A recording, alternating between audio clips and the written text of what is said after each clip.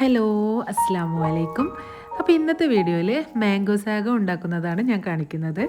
അതിനായിട്ട് ഞാനിവിടെ കുറച്ച് പഴുത്ത മാങ്ങ എടുത്തിട്ടുണ്ട്. അത് നന്നായി കഴുകി അതിൻ്റെ തൊലിയെല്ലാം കളഞ്ഞ് ഞാനത് കട്ട് ചെയ്ത് വെക്കുന്നുണ്ട് കേട്ടോ. ഇതിൽ 2 മാങ്ങോളം ഞാൻ പൾപ്പാക്കി എടുക്കാനാണ് കേട്ടോ മാറ്റി വെക്കുന്നത്. അതുപോലെ തന്നെ ഒരു മാങ്ങ ഞാൻ നല്ല ക്യൂബ്സായിട്ട് കട്ട് ചെയ്ത് മാറ്റി വെക്കുന്നുണ്ട് കേട്ടോ. അത് ലാസ്റ്റിൽ നമുക്ക്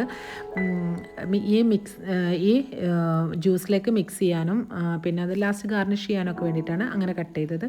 ഇത് ഞാൻ പൾപ്പാക്കാൻ വേണ്ടി എടുത്തതാണ് കേട്ടോ. ആ സമയം കൊണ്ട് നമുക്ക് സാഗോ വേവിച്ചെടുക്കാം.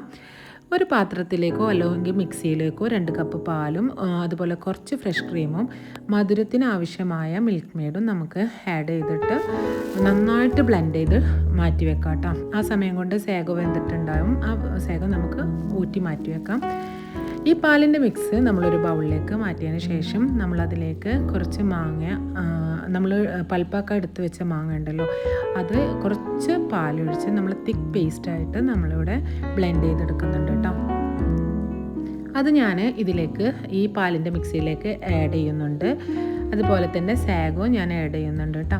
സാഗോ ഒന്ന് ട്രാൻസ്പെറൻറ്റ് ആവണ സമയത്താണ് നമ്മളത് ഊറ്റിയെടുക്കുക. ഊറ്റുമ്പോൾ നമ്മൾ കുറച്ച് വെള്ളം കൂടിയിട്ട് തണുത്ത വെള്ളം കൂടി അതിലൊഴിച്ച് വേണം ഊറ്റിയെടുക്കാൻ, അല്ലെങ്കിൽ അങ്ങനെ ഒരു പശപ്പ് പോലെ ഉണ്ടാവും കേട്ടോ.